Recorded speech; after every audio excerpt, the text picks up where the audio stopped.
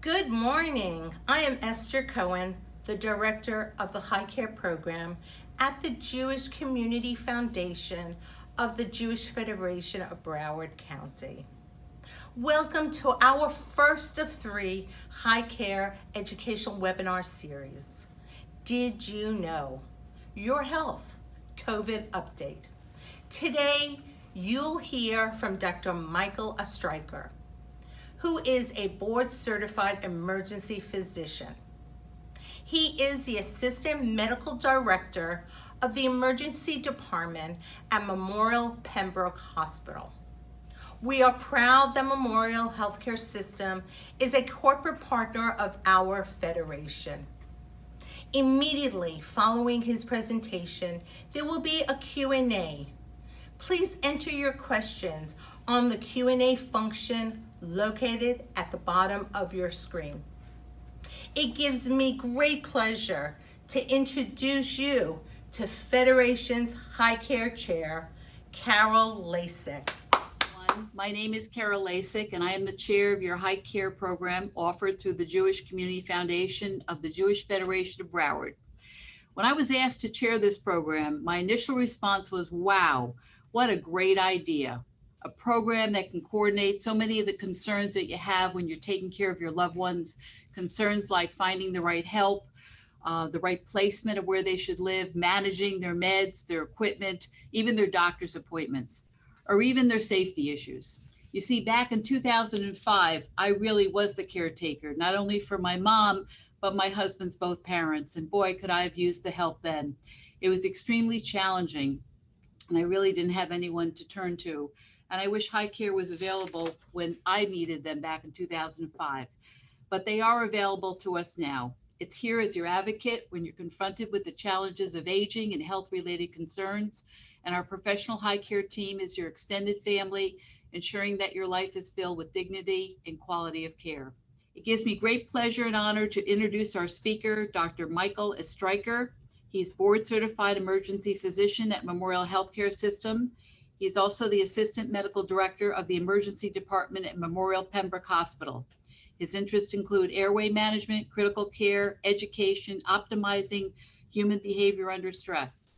He recently started CPR on the Fly, a nonprofit organization dedicated to teaching CPR and AED use for free in the local community.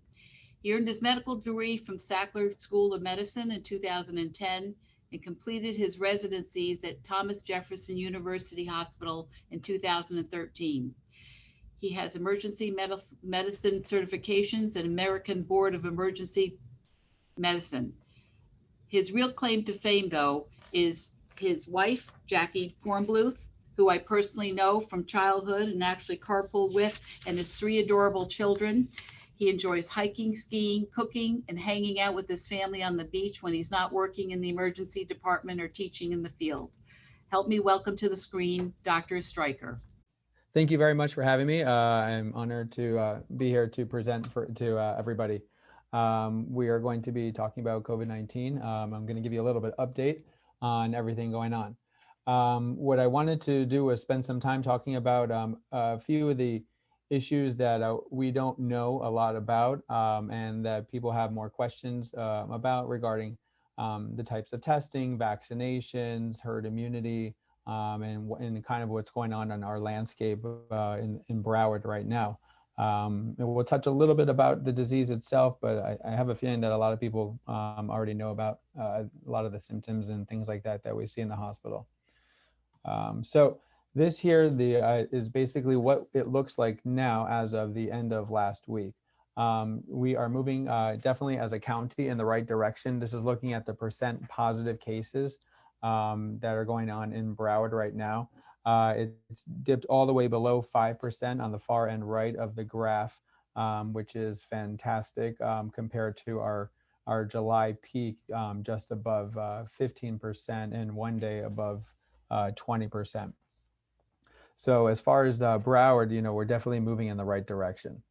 Looking at this graph here, looks at the cases by age by a given month. And as you can see, the blue is July. That's when we had our surge. And this also gives you an idea for the distribution of those who are been mostly affected by the virus. And as you can see, we definitely start to see people from 19 years old, 18 years old into their, 50s, and then it kind of drops down a little bit until you get to, 60s and 70s.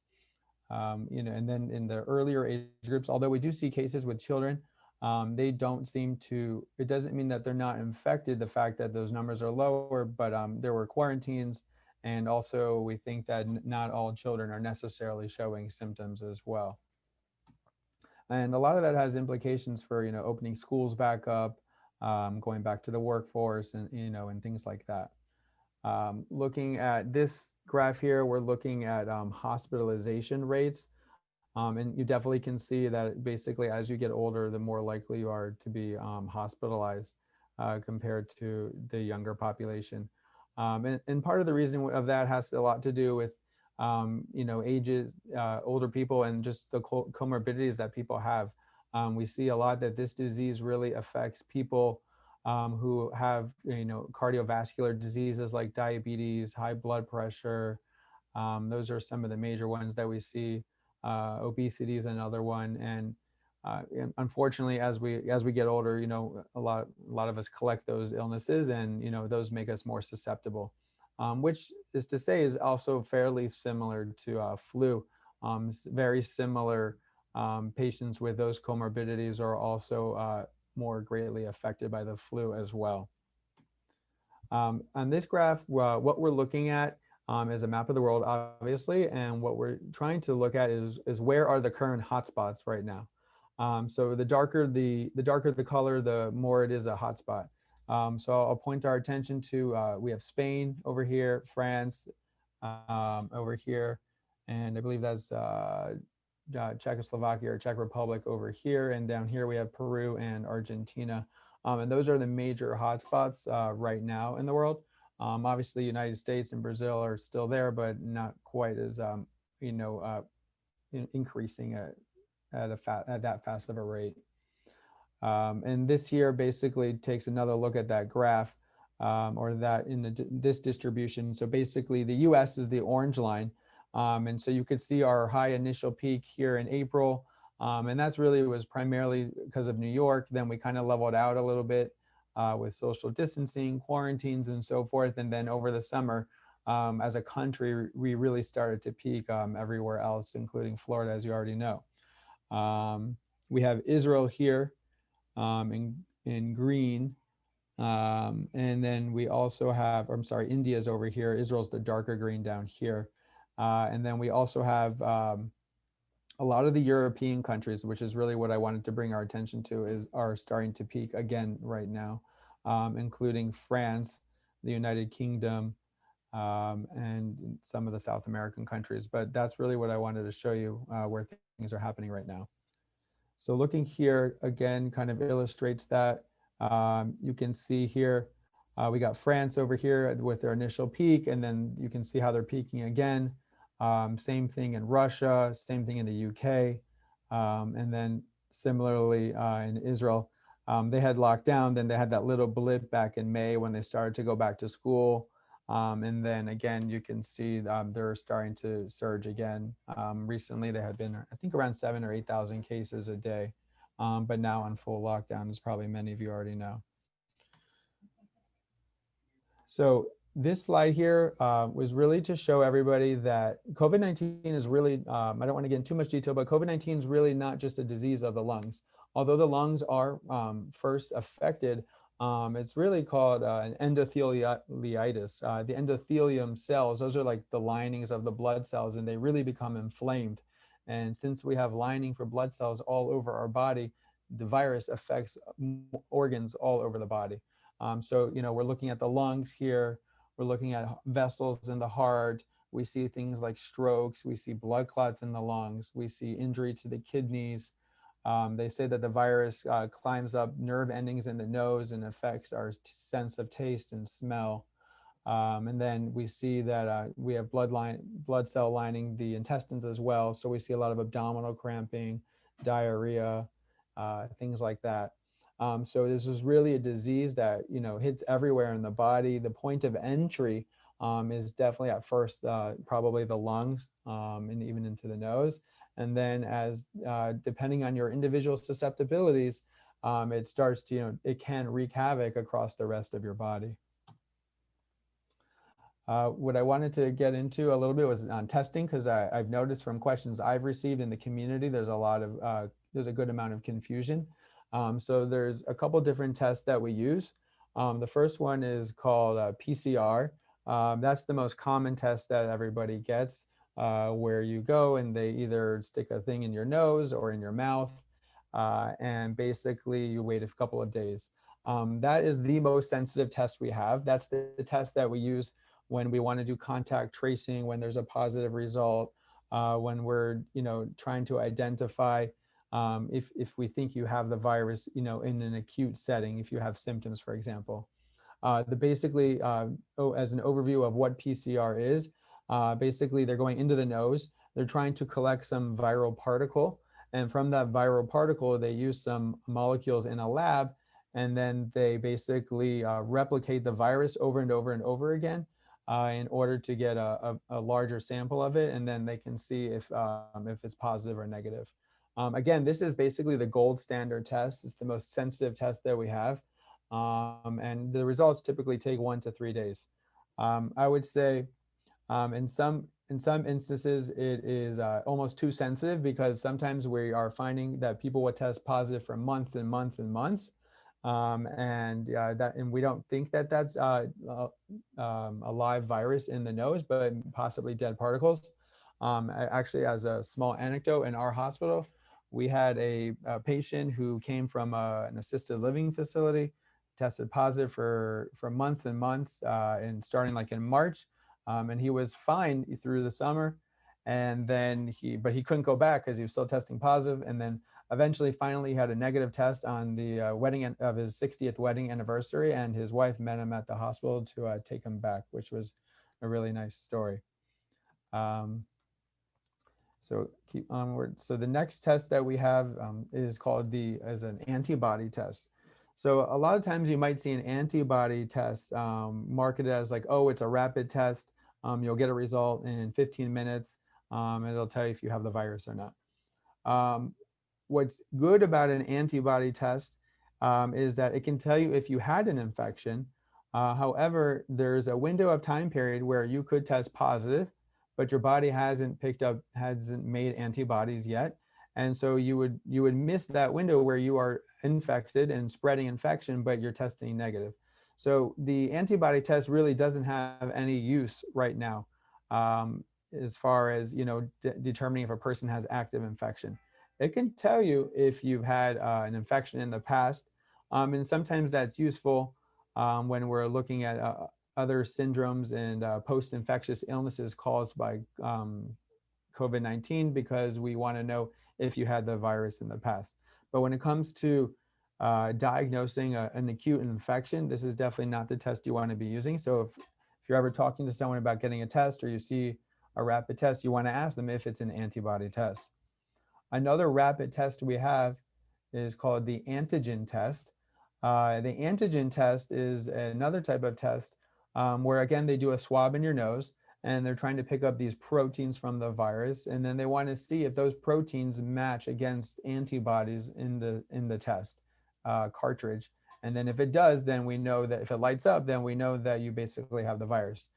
This too, like the antibody test, is a very rapid test. We can get results in 15 minutes. It's just not as I would say sensitive as the PCR test. But what's really important in understanding is that although the PCR test is a better test, it's a slower test and it takes 1 to 3 days. Whereas the antigen test is a rapid test, you can get a result in 15 minutes. And the reason why understanding this distinction is important is because when you're in the middle of a pandemic and you're trying to get ahead of an outbreak, let's say, so let's say you're at a school or you're in the workplace, and you have a person who goes home in the middle of the day with symptoms because they have a fever, and then you want to know, well, did this person have the virus or not?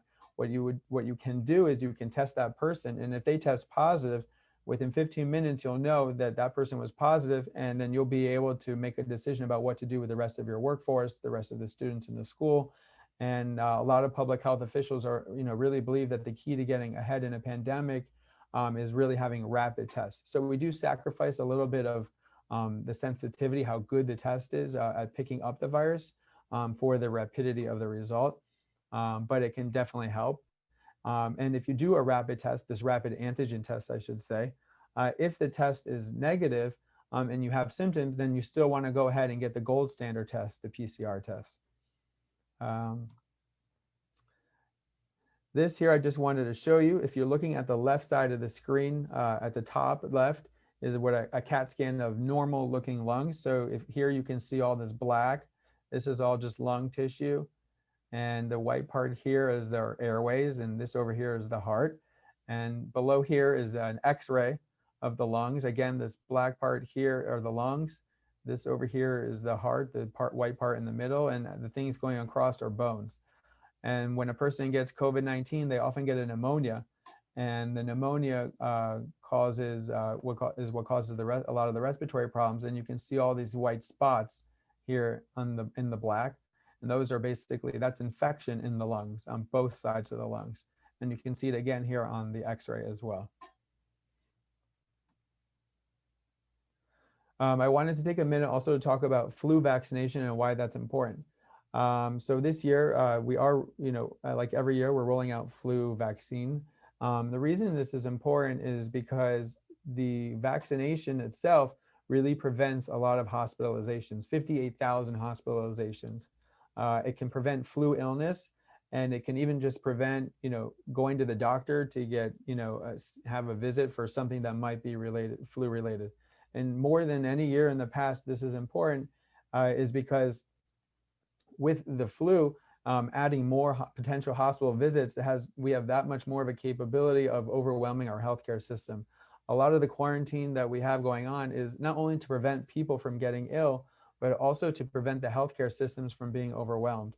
And getting the flu adds an entire another wrinkle. On a regular season, we are extremely overwhelmed in the hospitals just from flu, with lots of patients coming in. And when you add that on top of COVID, not only is it hard to distinguish between the two, it's also really difficult, taking care of all those numbers of patients, and it's a lot of sick people. And in order to, better take care of the patients who really need to be in the hospital, we want to try to get as many people vaccinated as we can beforehand in order to prevent, a lot of flu-related illness. Another reason it's so important is because getting flu also, or getting a vaccination also helps prevent a lot of the complications that we see in people who are most vulnerable. People who end up having to go to the intensive care unit, people that end up having heart disease, cardiac issues, lung issues. The flu exacerbates all of these illnesses in pregnant women as well, and diabetics too. And these are all the same susceptible people to COVID too. So the flu vaccination really is an opportunity to kind of get ahead and best position yourself for not having to end up at the hospital. So I wanted to take a minute to talk a little bit about vaccine development, where we are in the landscape across the world. So just a few basics before getting into that. So a vaccine is basically something that we give a person that triggers the body to have an immune response and produce antibodies against it. So basically, it sensitizes your body to whatever the pathogen is. And by sensitizing your body, you develop antibodies to it so that if you do get the infection, the antibodies will attack the infection right away and help prevent you from getting illness. Similar to the measles vaccine, polio, and rubella, and the standard vaccines that we all get. Typically speaking, a good vaccine really takes 10 to 15 years oftentimes to develop. And as most of you already know, they're talking about having vaccines coming out end of this year and next year.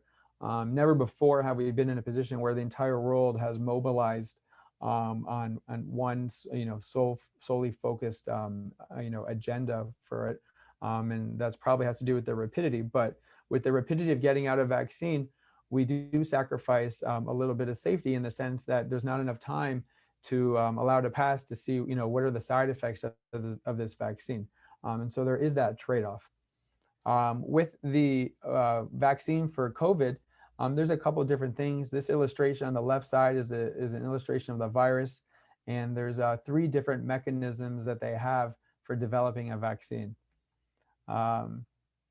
When you hear on the news different phases of trials that are going on, those are the different phases of the vaccine timeline development. So in phase 1, that's really one of the initial phases for human testing. We have prior to human testing, we have exploratory testing where they're looking at just in the lab in a test tube, then they test on animals, and then they test on humans. In phase 1, it's real small groups. They're just looking if the vaccine even seems to work and if there's any real major serious side effects. In phase 2, they're kind of looking at a larger population. They're seeing how the immune system is responding, what are some of the more common short-term adverse reactions like fever, maybe some nausea, vomiting, and things like that. And then in phase 3, they're really taking thousands and thousands and thousands of people to really get a large sample of people to see if the vaccine is safe, it's working. And to see if it's working, that also takes time because you want to vaccinate healthy people. And then you kind of have to wait and see a little bit if they're going to get the virus. And then you could really see if the vaccine is safe and effective. And so you could see here, we have the clinical trials that take place during the phase development. The FDA usually is reviewing everything, and usually that comes at the end of the clinical trials, but because of everything going on, a lot of this is happening simultaneously at the same time. So in phase 3 development, again, that's the most advanced phase with thousands and thousands of people. There's a couple different ones, or to say more than a couple that are being developed. What you'll notice is most of these, they're talking about the end of 2021 for really having enough doses, all across the world. But this one here is funded by the NIH from Moderna. It uses what's called mRNA. It's a sample of the genetic makeup of the virus itself. Pfizer is doing another one. They say they're targeting 2020 to know if it works. That's basically now. But again, large amount of doses the end of 2021. In another case, they use a different virus to bring in the COVID-19 virus into the body. And in that case, they develop an immune response, and that's going on, that's in China. And then there's additional in Russia as well. Johnson & Johnson has a phase 3 trial with 60,000 volunteers, and that's one of the larger ones. And AstraZeneca, I don't know if you heard, had a phase 3 trial in Brazil, but then they had it was stopped momentarily because a patient developed transverse myelitis, which is an inflammation in the spinal cord that can cause paralysis. They resumed it across the world, but in the United States, it's still on hold because of that case. There are a couple vaccines where they're already injecting healthcare workers that have come from China. as well, and they're simultaneously being reviewed. We don't have any of those in America just yet, but we're getting there. And the next thing I wanted to talk about was I've seen a lot of questions regarding reinfection. If you got the virus, can you get the virus again? And if you had antibodies, does that protect you? How long does that protect you? And so some things we know and some things we don't know. There was just an article that came out where they looked at a 60-year-old male from a nursing facility. And in March, he had COVID-19. He tested and had a really bad pneumonia. After about a month of being in the hospital, he was able to be discharged. And then in July, he developed new mild symptoms. And they did a genetic analysis.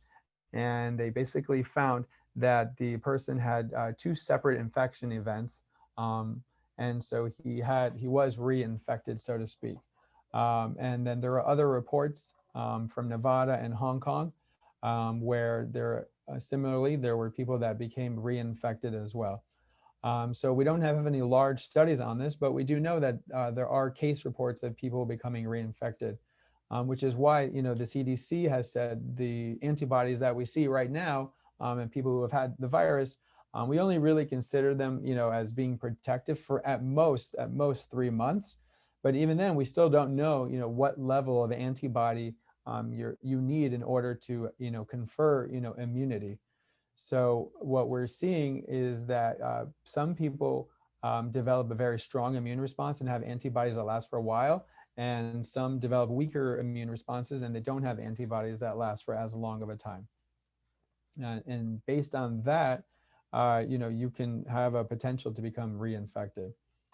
But there's a lot of ethical questions regarding vaccination. Who's going to have priority for it? Should it be mandatory? What if the vaccine isn't effective? Then what? What if the vaccine just comes from a country that we don't trust necessarily? And who's going to pay for the vaccine? Still, even with the vaccine, again, there is a lot of questions to be answered.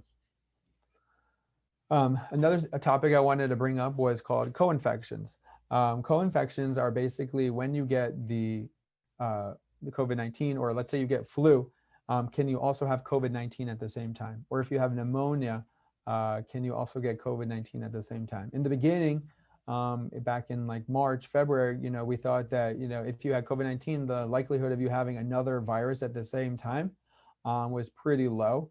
But again, there are case reports of viruses and bacteria infections existing at the same time in people as COVID-19. And we also know that similar populations are at risk for both types of infections. So in a way, it's really not so surprising. But what that means is that, if you come to the hospital or if you're at home, just because you have one infection doesn't mean that you can't have another infection. And that's just important to understand, because you still need to take the same precautions if you do become ill with anything that seems like COVID-19 or any other infection. Another topic I wanted to talk about was herd immunity. So herd immunity really originates from the early 1900s. I believe it was the 1920s and 30s when they were examining cattle, infection in cattle, and they noted a lot of them were becoming ill. And then when they took out and put together a lot of the cattle that were had become immune, they saw that they were putting immune ones with non-immune ones, and the more that were immune, they basically saw that it really prevented the disease from spreading. And so that's where herd immunity came from. In the 1970s, the herd immunity threshold was developed in order to identify the inflection point of where the incidence of the disease is going to begin to fall. So the way that works very basically is, if I get the virus and then I have the likelihood of spreading it to 3 people or 4 people or 5 people, that will cause an exponential increase in the pandemic, and you would need a much higher level of herd immunity in order to prevent that from happening. But if I get the virus and I'm only spreading it to 1.5 to 2 people, then you don't need as many people to have herd immunity, basically. So in the COVID-19, we think that most people who get the virus, if they're only spreading it to we think is about 2. And so at the higher end of everything, they think that it probably takes about 50% herd immunity, 50% of people having the virus to develop herd immunity so that the incidence starts to decrease. And we'll touch on that in 1 second again. What I wanted to break away and talk about was some of the T cells that are produced. The T cells are one of the antibodies that are made when you get the virus, and they produce cells that make antibodies, and they also are cells that kill infected cells. The reason this is important is that because it can modulate disease severity. And what I mean by that is if you have these T cells in your body, and then you get infected with the virus, it can make the virus having less of an effect on you. And in 2009, we had the H1N1 flu pandemic. And what we found was, although it was a pandemic, we saw that a lot of people weren't as infected as we thought. And they eventually discovered that there was some T cells that had been developed from prior exposure to flu viruses in other people. And because of that prior exposure of different flu virus, it mitigated basically getting the H1N1 flu pandemic. And what we're seeing with COVID-19 is that there are some T cell reactivity in people who never even had exposure to COVID-19. They looked at people's blood from 5 years ago, exposed it to COVID-19, and they saw that there was reactivity from other T cells. And they believe that's probably from other common cold coronaviruses that people are exposed to, because we're exposed to all types of coronaviruses, all kinds of them across throughout the year. And because of that exposure, they think that this might afford some protection. And so the reason this is important is because basically what this means is that even though we think that you might, in a worst case scenario, let's say you need 50% of the population to have herd immunity, because of these T cells, you really might only need 10%, let's say, some people are saying, or even 20% to actually reach that inflection point and have the incidence going down. And that might explain why in New York, for example, only 20–30% of the population have antibodies from the virus itself, even though they experience such a surge. And in Sweden, you have 60% of family members produce antibodies who are exposed, but 90% had T cell responses with no antibodies to the virus itself and exposure. So that basically is showing us that people are generating immune responses to the virus without even becoming infected. And that to me is a little bit of a light at the end of the tunnel, in the sense that maybe we don't need such a large population of people becoming infected to reach herd immunity. And that's important because the longer it takes for the vaccine to come out and to have an effective vaccine, the more important that becomes. And so really, maybe the infection is more than meets the eye. Maybe exposure doesn't necessarily always lead to infection, and infection doesn't necessarily lead to disease. And just because you have disease doesn't mean that you're going to have, detectable antibodies. And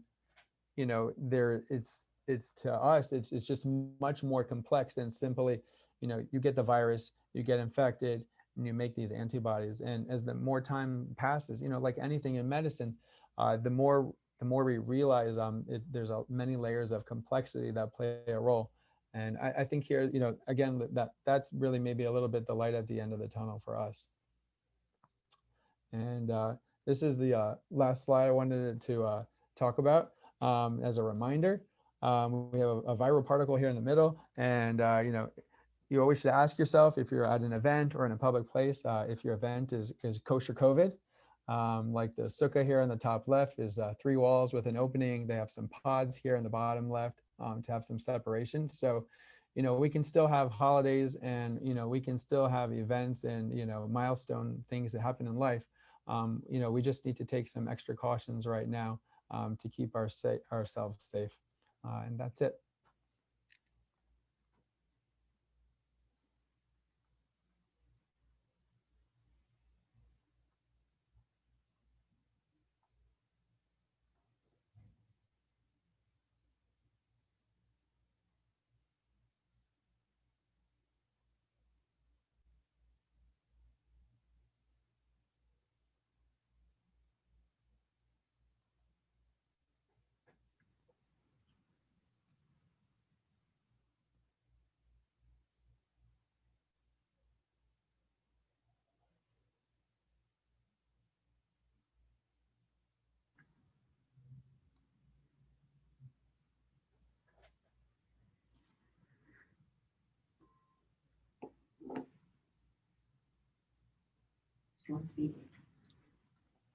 Thank you, Dr. Estreicher. This has been a wonderful lecture on your COVID, dealing with COVID-19. Okay, now we have some questions for you. The first question, can you get the flu and COVID-19 at the same time? That's a great question. So it's a common question that we see in the hospital, and one that we're going to start dealing with more and more as we approach flu season. Again, the case reports have shown that you can definitely get flu and other viruses and bacteria infections at the same time as COVID, which again is why getting a flu vaccination this year is ever more important. So it's at least it's one thing that we can cross off the list. God forbid you have to come to the hospital. Okay, well, question number 2, what can happen if you take the flu shot while unknowingly you having the COVID? That's a good question. With the flu vaccination, we do know that some people get a mild illness afterwards from the flu vaccination. Not everybody, but some do.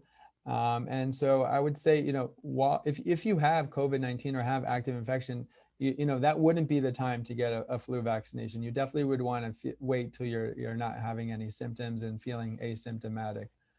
Generally, we don't know that there's any overlap between the two as far as them interacting with each other. But in general, anytime you're feeling ill or not well, you don't want to get it's not that the time to get a vaccination. Okay, great. Another question. I tested positive for 2 months and mild long hauler symptoms for 5 to 6 months from March. Any connection?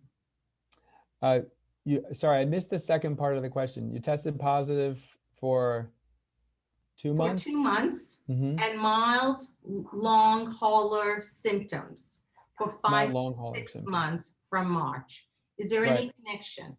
Definitely we see people that have prolonged phases where they're feeling symptomatic from the virus and not fully recovered, but aren't necessarily infected. Like any illness in the body, when you get the illness and you get infected, it causes injury, and it causes injury to the lungs. If you recall on those pictures that I showed of the X-rays and the CAT scans with all that white stuff on it, that's what the lungs look like when they get infected. And depending on your individual susceptibilities and your baseline health, it can take a really long time to recover. Sometimes not even necessarily a full recovery, because of the injury that the virus causes to the tissue in the body, particularly the lungs in this case. Okay, great. Thank you. Another question we have, what are your thoughts on reopening and not requiring masks if outdoors and people keeping 10 feet of distance from each other? Without trying to stray too politically or anything like that, I'm not in favor of, full reopenings and things like that, right now. I still think, that we should be in a place Thank you. where we're Thank you, doing doctor. masks. Okay, and we have another question for you. Do you think remaining in your home as in a bubble is the best way to avoid becoming infected? I think that, one of the best way to become from being infected is practicing social distancing, using masks, and things like that. I don't, and people have asked me this before, I don't look at, particular events and doing particular things as so binary. To me, it's more about, what level of risk are you willing to accept? So if you're the type of person where you have a very, very low risk tolerance, whether it be just that's your level of comfort, or maybe maybe you're immunocompromised and so forth. And if that's you, that's okay. But in that situation, you're going to be the type of person who's going to stay, in their home, really not venture out and things like that. If you're maybe a little bit more healthy, or maybe you're okay with, going out, but, keeping your mask on, keeping some gloves on if you want, social distancing, then you might go to the food store and things like that. I think that mental health is one of the really largely forgotten things throughout this pandemic. And staying in your home, by yourself, although it seems, maybe it'll keep you safe, but at some point you just got to ask yourself, how long can you do that? And when does your mental health start affecting your physical health, such that, you need some social interaction, and albeit a safe way. Great, 100%. We have another great question. If you had pneumonia in the past and then you later get COVID, are you more prone to get pneumonia again with COVID? Um, it really depends on a person's individual susceptibilities. Again, it's hard to answer general questions like that, but what I can say is, if you were like a younger healthy person or middle-aged person and you had a pneumonia a long time ago and then you got COVID-19, probably that pneumonia is not going to affect, the prior pneumonia is not going to affect you so much.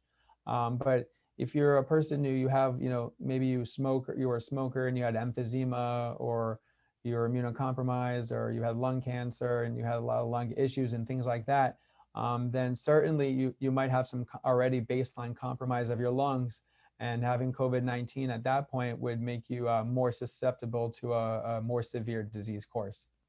Okay, great, doctor. And now we have another good question for you.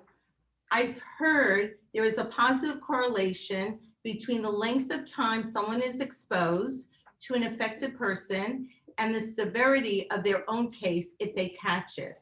Is this true? Kind of, I guess maybe I can clarify it. So there's definitely I would say there's definitely reports of correlation between the amount of exposure you have to the virus and the likelihood of you becoming sick with the virus. Meaning, if you're in a room with a person, and even though maybe you have some masks on and maybe you're 8 feet apart, if it's a room with small, poor ventilation, we know that there is definitely an elevated risk compared to being in a larger room or a place with more ventilation, and so you'll be more likely to get the virus in that case. Whether or not you would get a more severe disease course from that is less likely. That has more to do, again, with your own individual susceptibilities and how much viral shedding that person who supposedly has it is spreading to you. Definitely having masks on both of you, although the mask is primarily to prevent you from infecting somebody else, also you wearing a mask does provide some level of mitigation, but it's a little bit more complex in that sense, that it's not necessarily just because you were in a close room, that you're going to have a more severe disease course. Okay, so we have here also another question. Is there any data to determine which antigen test is more accurate? The most common antigen tests that we see are from the Abbott test, which has had a couple bloopers in the more public level with the government, and there's the BD, which is Becton Dickinson. They have another antigen test as well. If it were me, I would say if I were going to do an antigen test and I was going to a place, I would definitely want to see a test that's from some of the larger manufacturers in our country, as opposed to smaller ones that you've never heard of. And you can really figure that out by just asking the person who's doing the test for the name of the test, do a quick Google search, and any like the ones from the larger manufacturers are the ones that I would stick with. Okay, and the last question is, if you are quarantined due to COVID-19, when do you get the COVID-19 test to see if you can stop quarantine? Right. So that's a really good question. What I would say is this: it's a common misconception that if you're in a quarantine. Well, let me take a step back. What we call isolation is the term that we use when a person is infected with the virus. So that person goes into isolation. Well, quarantine is what we call is the term that we use for a person that may have been exposed to the virus, and we're quarantining that person to make sure that to see if they develop any symptoms. What's recommended is that anybody who is in quarantine, we definitely recommend them to get a test. The best time to get a test is about 5 to 7 days after the last exposure from the possible positive person. So again, if you were exposed to a person on Sunday, okay, and then you have to go into quarantine. So 5 days after that day is when you would want to go get a test. The reason for that is even though you're in quarantine, the reason you want to do that is because presumably there was some time where you were exposed, where you were then exposed to other people. And by you finding out if you test positive after 5 days, you would be able to inform any of your personal close contacts that they then need to quarantine, and it just helps prevent the ball from continuing to roll. What's important to say though is that even if you get the test at 5 days and you test negative, you still have to continue your quarantine because the CDC says that up to 14 days basically is when you can manifest symptoms. So what that means is that you cannot test out of a quarantine. You're always in quarantine regardless. And the test that you're doing is really for the benefit of all the people around you to make sure that you don't have to tell any of them that they then need to quarantine. Great. Well, so thank you again, Doctor. This was extremely helpful. Of course. If you have any further questions, please make sure to contact your healthcare provider. So thank you everyone for participating in today's webinar. Please save the date for our next educational webinar on February 12th at 11 a.m. Fraud, How to Protect Yourself from Scams. Please stay on to watch our Federation COVID response video and a special reminder from the Memorial Healthcare System reminding us to get our flu shot. Enjoy the rest of the day, stay safe and stay healthy.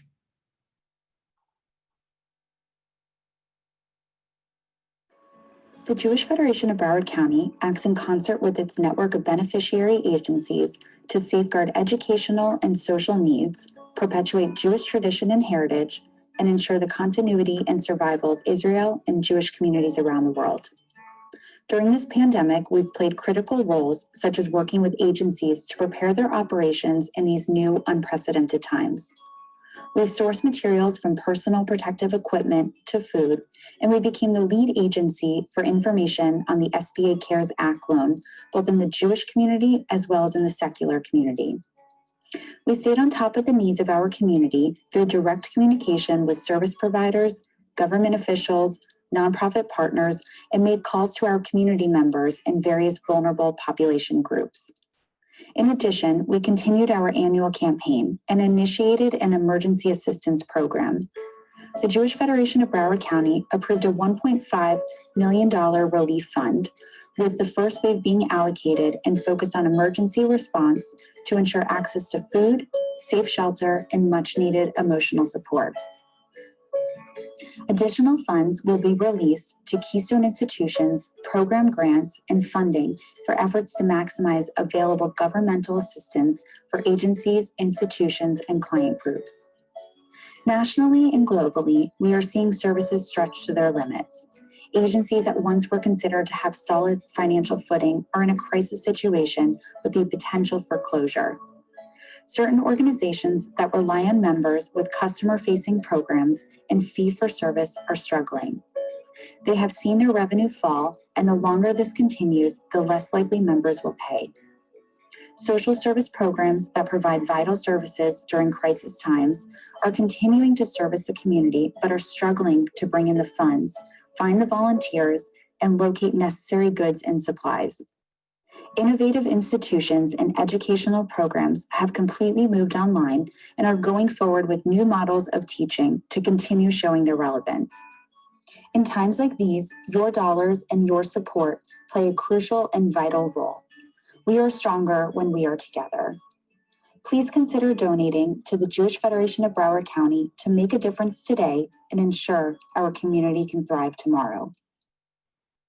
To stop the spread of flu this year especially, Memorial Healthcare System encourages you and your family members over 6 months old to get a flu shot and take these 6 simple actions. Avoid close contact with people who are sick. Cover your cough and sneezes. Avoid touching your eyes, nose, and mouth. Disinfect surfaces and objects. Wash your hands often and take flu antiviral drugs if your doctor prescribes them. Learn more at mhs.net/flu.